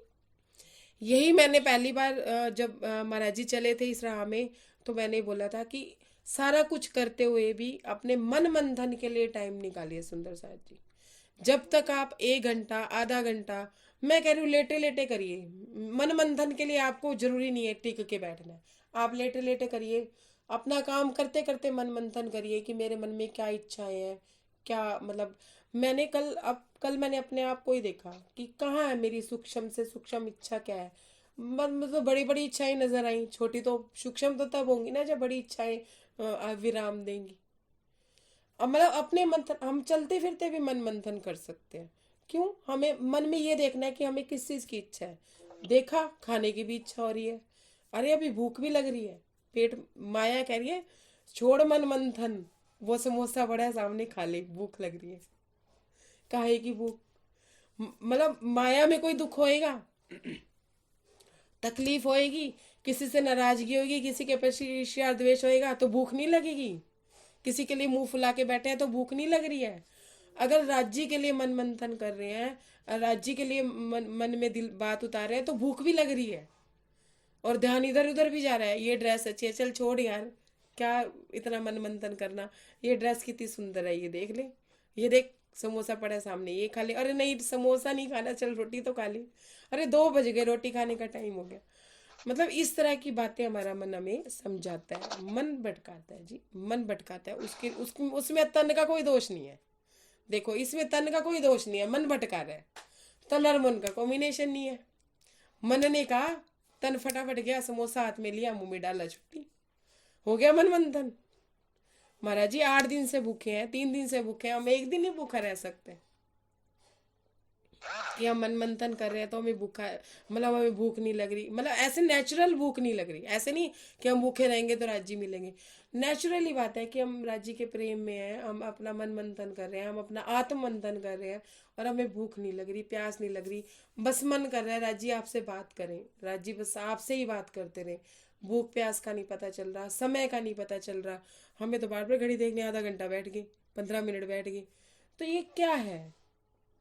ये हम अपने आप को ठग रहे हैं सुंदर साथ जी, राज्य को नहीं ठग रहे। मन की जाने चित की जाने चोरी, उस साहेब से क्या छिपा जिसके हाथ में डोरी। आप चलते फिरते भी मन मंथन कर सकते हैं, आपको एक जगह टिकने की कोई जरूरत नहीं है, लेटे लेटे भी कर सकते हैं। अभी मन और तन में कॉम्बिनेशन नहीं है। जिस दिन मन और तन में कॉम्बिनेशन बैठ जाएगा, आप जब बैठोगे ना राज्य के प्रेम में, तो आपको नहीं पता चलेगा। मैं आपको अपना एग्जाम्पल बताती हूँ। किसी की भी चर्चा वाणी सुनूं, किसी भी संगत में मैं बैठ जाऊं, सुंदर साथ में बैठ जाऊं, वाणी मंथन करूं या वाणी पढ़ूं, मतलब कोई भी धार्मिक अवस्था ले लो आप, मैं ना टिक के नहीं बैठ सकती। मैं बैठ के चर्चा वाणी सुन नहीं सकती। कानों में लीड लगाई और साथ साथ सिलाई करती रही और सुनती रही, काम किया, साथ साथ काम किया और सुनती रही। मेरी ये अवस्था थी। अब मैं 2 घंटे लगातार जब बीतक बैठ के कर रही हूँ ना, ये बैठ के बीतक कर ली मैंने, कर रही हूँ, जैसे मैंने नहीं, राज्य ने करवा दी। तो अब टिकने की आदत हो गई। अब ये 2 घंटे ऐसे लगते हैं जैसे महाराज जी ने एकदम से मुझे इतने प्रेम आगोश में, और जब मैं बीतक करके उठती हूँ तो राज जी इतना प्रेम करते हैं, इतना हृदय प्रेम से भी वो होता है, भरा हुआ होता है कि जैसे आप लोग सब लोग चितवनी में बैठते हैं और उसके बाद उनको लगे कि प्रेम से भर गए, तो चितवनी का फायदा है, नहीं तो क्या फायदा है। ये तो हम ठग रहे हैं अपने आप को। मतलब शरीर को भी टिका दिया राज जी ने, क्या तू ऐसे तो टिकेगी नहीं। तेरे को मैं कहता हूँ 10 मिनट बैठ के सुन ले कोई बात, तो सुन नहीं सकती। वाकई में भी नहीं सुन सकती थी जी। किसी के डर से तो मैं टिक के बैठ जाऊं कि हाँ सामने कोई बड़े महापुरुष बैठे हैं और वो मुझे कोई बात बता रहे हैं तो मैं टिक के बैठ जाऊं। अदरवाइज मेरा पैर सो जाएगा। मेरी प्रॉब्लम भी रहती है, मोटापा है, समझ लो, कुछ भी कह लो, पैर सो जाएगा, कभी हाथ में दर्द होएगा, कभी कमर में दर्द होएगा, मैं टिक के नहीं बैठ सकती थी। लेकिन अब ये 2 घंटे महाराज जी कहते हैं ऐसे नहीं टिकेगी, चल मैं टिकाता हूँ। करता कौन है? राज जी करते हैं, राज जी करवाने वाले हैं। लेकिन हम अपनी मैं में है अभी जी, हमारा अहंकार भाव अभी है। जिस दिन अहंकार भाव छूट गया उस दिन हम में कन्वर्ट हो जाएगा, और जो परिस्थिति होगी वो राज जी की होगी, जो करवाने वाले वो होंगे। ये कब होगा? ये तब होगा जब माया में भी हमें कोई ठेस पहुंच गई, या हमारा बिजनेस में लॉस हो गया, या नौकरी चली गई, या किसी रिश्तेदार ने गलत शब्द कह दिए और हमारा मन विचलित नहीं होगा। महाराज जी परीक्षा, राज्य परीक्षा इसी से लेंगे, मन विचलित नहीं होगा ना हमारा। उसके बाद ये कृपा होनी शुरू होएगी जब हमें मान सम्मान से, नफे नुकसान से हम परे हो जाएंगे, तब हमारी ये परिस्थिति होनी शुरू हो जाएगी कि हम राज्य की रजा में कुछ है, तूने दिया तो ठीक, नहीं दिया तो ठीक। उसके बाद हमारी चितवनियाँ, या यूं कह लो कि हम स्थिर हो पाएंगे जब हमारा मन मंथन कंप्लीट हो जाएगा, और फिर हम वाणी मंथन से आत्म मंथन करेंगे। तब हमारा जो चितवनी लगेगी, फिर 2 घंटे 4 घंटे ना भूख ना प्यास, पता ही नहीं ये सही चलेगा। का मन मंथन, फिर आत्म मंथन, चितवनी मंथन। पहले मन का मंथन, मन कहीं भाग तो नहीं रहा है। हाँ, मन साधो, पहले मन साधो। मन मंथन आप चलते फिरते कर सकते हो, मन मंथन तो हर वक्त करो, और जब बैठो तो उसका निष्कर्ष निकालो। 8 दिन से महाराज जी बैठे हैं समुद्र के तट पे, और यही बात सोच रहे हैं कि ना दीन मिली ना दुनिया, ना हम तो कहीं के नहीं रहे। क्या मतलब, मुझे ये बड़ा मतलब डायलॉग महाराज जी ने जो लिखा, ना खुदा मिला ना मिसाले सनम, ना इधर के रहे ना उधर के हम। मतलब ना हम इधर के हैं, माया में भी हम मार खा रहे हैं। जब हम राजी में वाणी मंथन करने बैठ जाते हैं 6 घंटे, तो माया वाले भी गालियां देते हैं, नाटक करने बैठ जाती है। जब काम का समय होता है अपने राजी लेके बैठ जाती है, जब काम का समय होता है चितवनी करने बैठ जाती है। अगर ऐसा नहीं कहेंगे तो ऐसे कहेंगे ये तो वेली है, इसे कोई काम नहीं है, ये तो महारानी है घर की। वहां से भी गालियां खा रहे हैं, और इधर क्या कर रहे हैं, मन लग नहीं रहा है, मन भटक रहा है, मन डरा रहा है, ना मिसाले सा ना मिल रहा है और ना ही खुदा मिल रहा है, और इधर भी गालियां पड़ रही हैं और उधर भी गालियां पड़ रही हैं। अरे कहीं तो अपने मन को सार्थक करो, कहीं तो समय अपना हम सार्थक करें। अब सपोज मैं नौकरी को ज़्यादा लेके परेशान, मैं नौकरी छोड़ दूँ, नौकरी छोड़ने के बाद भी राज्य में ना लगूँ, मुझे राज्य की प्राप्ति का रास्ता ना मिले, और मेरा मन ही ना टिके, मेरा मन बार बार कहे नहीं मुझे तो पैसा कमाना है, नहीं अब तो मेरे पास पैसा नहीं है, फिर मेरे को कोई पूछेगा नहीं, कोई मेरी बेइज्जती करके जाएगा, 4 जने मेरे को अपने साथ नहीं बिठाएंगे। अगर मैं इन्हीं चीज़ों में फंसी रहूंगी तो मेरा नौकरी छोड़ने का फायदा है? घर के लोग कहेंगे नौकरियां छोड़ के बैठ गई है, ज्यादा ही संतनी मंतनी बनना चाहती है, साध्वी बनना चाहती है, कोई फायदा है? और अगर हम मैं अपना ही अनुभव बताती हूँ। एक बार ना जैसे मेरे आसपास जो लोग हैं वो ये मतलब ये मानते हैं कि मैं बहुत धार्मिक प्रवृत्ति की हूँ, मैं किसी से फालतू बात नहीं करती और पॉइंट टू पॉइंट बात करती हूँ। अब थोड़ा ज़्यादा करने लगी हूँ ऐसा। तो आज से 6 महीने पहले की बात बता रही हूँ मैं। तब मेरा राज्य में भी ध्यान था और माया में भी ध्यान था। तब ना मैंने कुछ अपशब्द कह दिए। अपशब्द मतलब मैंने गुस्से में नहीं कहा, मैंने मजाक मजाक में कुछ ऐसे शब्द कह दिए जो मुझे नहीं बोलने चाहिए थे। अपने मजाक मजाक में कभी गाली भी दे देते हैं, कभी साला भी कह देते हैं, कुछ भी कह देता है। ऐसे मैंने बोला ना, तो मजाक चल रहा था, सब बैठे थे सुंदर सा, मतलब घर के लोग ही थे सारे। तो मुझे एक पर्सन में से मुझे ऐसा लगा राजी प्रकट हो गए उसमें। और राजी पता है मुझे क्या कहते हैं, क्या साध्वी बनेगी रे तू, जब तो ऐसा बोल रही है, ऐसे रास्ते पे चल रही है, जिस मुंह से राज्य का नाम लेती है उसी मुंह से गाली बोल दी तूने मजाक में भी, तो क्या साध्वी बनेंगे हम? मतलब क्या राज्य के अंगनाएं बनेंगे हम, जब हमारा व्यवहार ऐसा है, हमारे कर्म ऐसे हैं, हमारी रहनी ऐसी है कि हम किसी पे गुस्सा कर रहे हैं, किसी पे द्वेष कर रहे हैं, किसी को तड़पा रहे हैं। तो महाराज जी ने एकदम से, राजी ने प्रकट होके मुझे ऐसे बोला, तो मुझे मतलब बड़ा ठेस सी लगी उस बात से। हालांकि मजाक की बात थी, कोई गुस्से की बात नहीं थी, लेकिन फिर भी एक ठेस लगी कि नहीं, ये रहनी नहीं है हमारी। तो हम माया से भी दुखी हैं, ना खुदा मिला, ना मिसाले सनम, ना इधर के रहे हम, ना उधर के रहे हम, ये हाल हमारा है। और हम इस हाल को समझ भी नहीं रहे हैं। सबसे बड़ी व्यथा तो हमारी ये है कि हम इस हाल को समझ भी नहीं रहे हैं। महाराज जी समझ रहे हैं, महाराज जी आगे की यात्रा कर रहे हैं। महाराज जी ने जगन्नाथ आना भी अपना सफल करी थी। हम सब लोग बैठे थे, तो मैंने अपने जो सुंदर साथी उनके आगे रखा। मेरा मन रीता रीता सा रहता है। रीते रीते का मतलब है अकेला अकेला। महाराज जी क्या कहते हैं कि क्या चाहा क्या आन मिला, रह गए रीते रीते। महाराज जी 8 रोज तक, 8 दिन तक एक ही जगह पे समुद्र तट पे बैठे रहे सुंदर साथ जी। हम 2 घंटे नहीं बैठ सकते, जिसे हम चितवनी कहते हैं कि हमें चितवनी करनी चाहिए। हम 2 दिन नहीं बैठ सकते, लेकिन अगर माया में कोई झटका लग जाएगा ना, तो हमारे हाथ पैर भी नहीं हिलते। मान लो बेटे की डेथ हो गई, पति की डेथ हो गई, तो हमारे हाथ पैर चलने बंद हो जाते हैं। 8 दिन तक हम शोक मनाते हैं। मतलब अगर ज़्यादा प्रेम भाव हमारा उनसे होता है, तो नहीं होता है तो दूसरे दिन ही अपने कामों में लग जाते हैं। माया के टेंशन को लेके हम पड़े रहते हैं। लेकिन महाराज जी किस बात के मतलब प्रभावित होके, किस बात से प्रभावित होके बैठे रहे? 8 रोज तक समुद्र के तट पर वो चिंतित बैठे रहे। चिंतित, चिंता क्या थी उनकी? ये चिंता नहीं थी उनको कि पांडे ने धक्का मार के निकाल दिया या सिपाही ने डंडे बरसाने के लिए कहा, ना, ये चिंता बिल्कुल नहीं थी उनकी। क्या चिंता थी? क्या चाहा क्या मिला आन के, रह गए रीति रीति। महाराज जी कहते कि मैंने क्या सोचा था कि मुझे जगन्नाथ जी के दर्शन होंगे, मैं उनसे बात करूंगा, मैं अकेला ही रह गया। अकेला, अकेला किसे कह रहे हैं? कि वो अपने प्रियतम को ढूंढने आए थे, अपने प्रियतम से मिलने आए थे, उन्हें प्रियतम नहीं मिला, तो वो अपने आप को अपने आप में अकेले अकेले महसूस कर रहे हैं।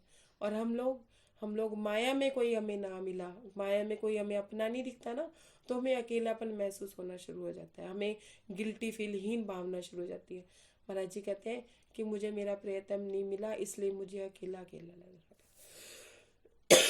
उन्हें चिंता अपने प्रियतम की थी और हमें चिंता अपने सगे संबंधियों की है। अगर सगे संबंधियों की नहीं है तो मेरे पास धन नहीं है, मेरे पास घर नहीं है, मेरे पास गाड़ी नहीं है, मैं अकेला कैसे जाऊं?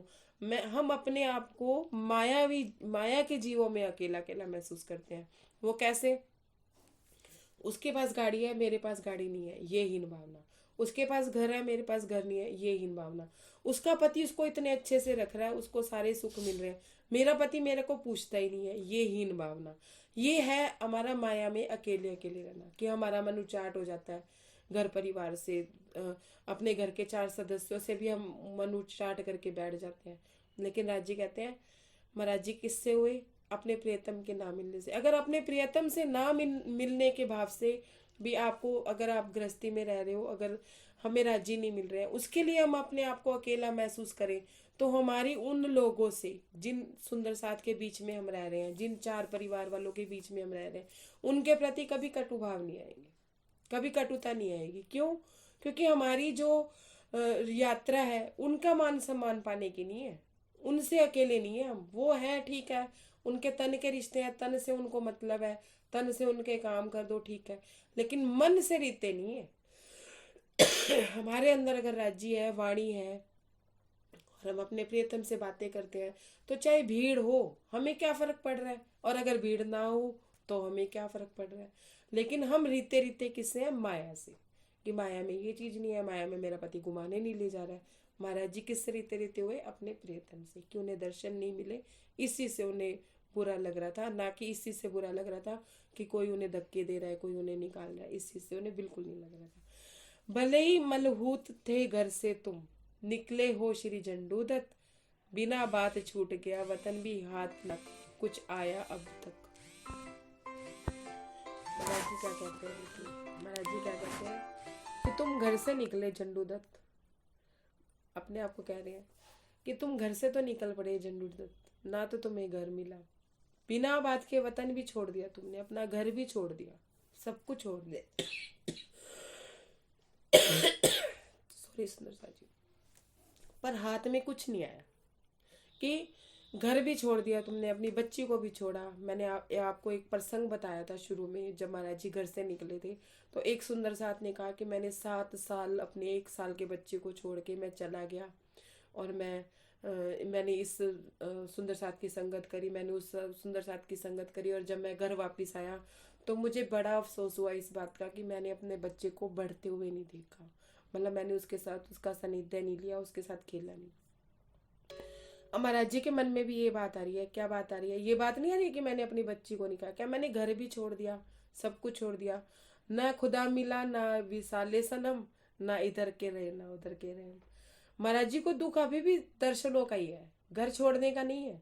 उनको क्या कहते हैं कि ना तो खुदा मिला, ना मिसाले सनम, कि ना तो खुदा मिला, ना मेरे को मेरे प्रियतम मिले, ना तो मुझे भगवान के जगन्नाथ जी के दर्शन हुए, ना मेरे को मेरे प्रियतम मिले, ना इधर के रहे ना उधर के रहे, कि ना तो संसार में अब जाने का मन नहीं है मेरा, मुझे पाना है तो मेरे धनी को ही पाना है। इस विचार में सुंदर साथ जी उन्होंने 8 दिन तक अपना समय एक सागर के तट के किनारे बिता दिया। और हमारे जैसा बंदा होता ना और दर्शन नहीं होते, छोड़ परे हमारी तो माया ही चंगी है, घट तो घट गारी चीज शांति रहने आप शांति नाल था रह रहे हो।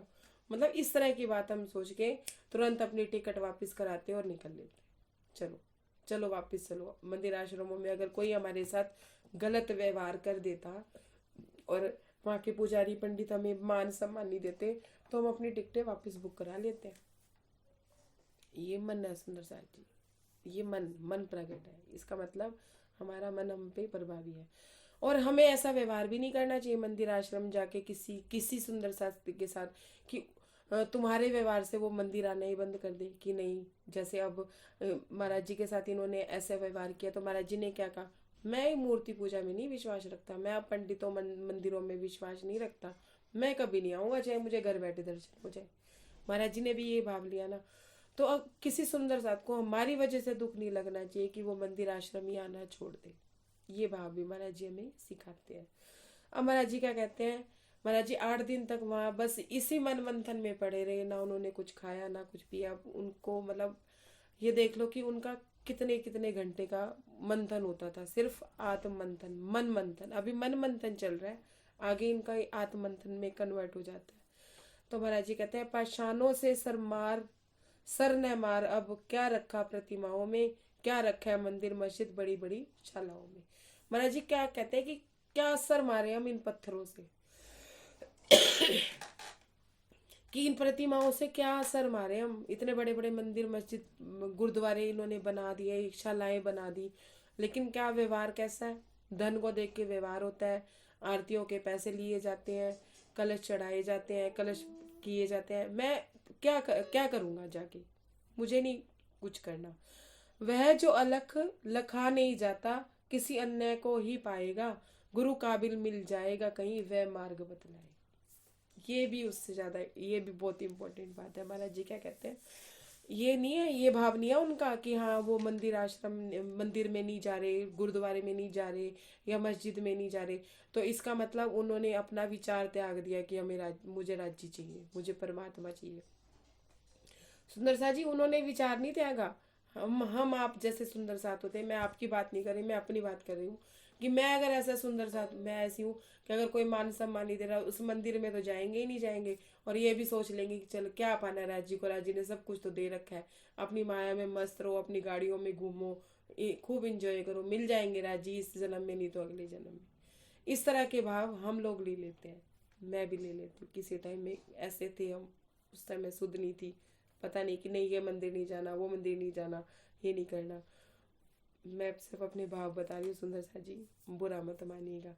तो महाराज जी कहते हैं कि ये तो मुझे समझ आ गया कि ऐसे मंदिरों में जाके क्या करना जो हमें परमात्मा से ही ना मिला सके। अलख लखा कह रहे, जो अलख लखा नहीं सकते, जो हमारे अंदर की ज्योति है उसको अगर वो अगरबत्ती मतलब उस ज्योत को जला नहीं सकते।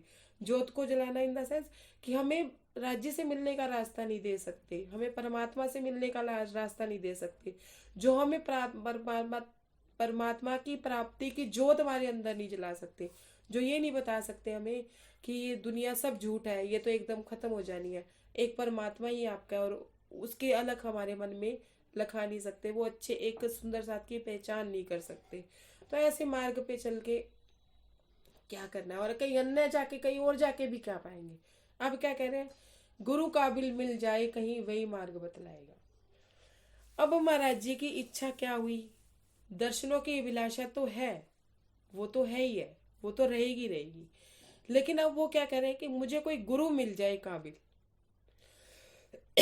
जो मुझे सतमार्ग पे चलना सिखाए, जो मुझे मेरे परमात्मा से मिलवा दे। ऐसे गुरु की वो अब क्या कहते हैं, खोज करने की सोचने लगे, कि ऐसा सोच रहे हैं कि मुझे कोई ऐसा गुरु काबिल मिल जाए जो मुझे सही मार्ग बताए। अब तो गुरु धारण करो कहीं, जब जन्म सफल हो जाए, वरना आना जगन्नाथ तक अब हर तरह से निष्फल हो जाए। अब महाराज जी क्या कह रहे हैं कि जब उनके साथ ऐसा व्यवहार हुआ तो उन्होंने कहा कि मूर्ति पूजन में कुछ नहीं पड़ा और ना ही मूर्तियों के दर्शनों में कुछ पड़ा। तो इसका मतलब ये नहीं है कि उनकी दर्शनों की जो अभिलाषा थी वो समाप्त हो गई, वो समाप्त नहीं हुई। सुंदर साहिब जी महाराज जी क्या कहने लगे कि कोई ऐसा गुरु मिले। अब वो गुरु की खोज में, गुरु की सोच में सोच रहे हैं। 8 दिन उन्होंने मंथन किया कि मुझे घर भी नहीं मिला, मुझे कुछ नहीं मिला, मुझे यहाँ भी दर्शन नहीं हुए, रास्ते में मेरे साथ क्या क्या हुआ। सारा मंथन उन्होंने करने के बाद जो उन्होंने निष्कर्ष क्या निकाला कि मुझे एक गुरु काबिल मिल जाए, वही शब्द सदगुरु चरण का आसरा जगत जान का फूल। महाराज जी कहते हैं कि मैंने अंत में ये सोचा कि अगर मुझे कोई गुरु मिल जाए, मुझे गुरु धारण ही करना पड़ेगा, नहीं तो मुझे मेरा जन्म सफल नहीं होगा, जो मुझे अपने सतगुरु अपने परमात्मा के दर्शन करा सके, वरना आना जगन्नाथक हर समय निष्फल होगा। अब महाराज जी ने इस सारी यात्रा से, इस सारे प्रसंग से क्या मतलब उन्होंने निष्कर्ष निकाला। महाराज जी कहते हैं कि मेरे मन में ये भाव आ गया कि मूर्ति पूजन में और दर्शनों की अभिलाषा में नहीं पड़ा। अगर सच में उस परमात्मा से मिलना है जिसका ध्यान सब 14 लोक के देवी देवता करते हैं, तो मुझे एक गुरु धारण करना है और उस गुरु के बताए रास्ते पे चलना है, नहीं तो मेरा जगन्नाथ आना ही निष्फल है। इतना सब होने के बाद भी महाराज जी ने उसमें से एक निष्कर्ष ये निकाल लिया कि मुझे अब गुरु की खोज करनी है। घुटने क्यों तड़वाए बेमतलब इन धामों के चक्कर में। अब महाराज जी क्या कहते हैं कि मैं बेवजह जगन्नाथपुरी जाऊं, मैं मथुरा जाऊं, मैं मतलब कौन सी पूरी मतलब बहुत सारी पुरियां, मुझे इतना पता नहीं है बाहर वालों का, जीव सृष्टि का मुझे इतना ज्ञान नहीं है, मैं बस इसी में ही रह गई थोड़ी सी, तो मैं क्षमा चाहती हूँ। तो क्या मैं क्यों इनके चक्कर में बेमतलब पढ़ूं, मैं इस मंदिर जाऊं, मैं उस मंदिर जाऊं, मैं इन धामों के चक्कर में नहीं पड़ूंगा। महापुरुष कोई मिल जावे ना, रामेश्वर का लक्ष्य किया, कुछ ही उन्हीं से कुछ हाथ लगेगा, हमने उठ प्रस्थान किया। महाराज जी कहते हैं कि कोई महापुरुष मिल जाए ऐसा जो मुझे परमात्मा से मिला दे, तो ऐसा सोच के वो रामेश्वर जाने का अपना लक्ष्य करते हैं और उनसे ही कुछ हाथ लगेगा। ऐसा उन्होंने सोचा कि अगर सच्चे सदगुरु मिल जाएंगे तो उनसे ही मुझे रास्ता मिलेगा, वही मुझे रास्ता देंगे। ये सोच के महाराज जी 8 रोज के बाद, 8 दिन एक ही जगह पे रहने के बाद, एक स्थान पे बैठे रहने के बाद, सारा मन मंथन करने के बाद निष्कर्ष ये निकालते हैं और रामेश्वर के लिए आगे की यात्रा वो शुरू कर देते हैं। मेरे शब्दों से किसी को हानि लगी हो या ठेस पहुंची हो सुंदर साथ जी, तो मैं आप लोगों से क्षमा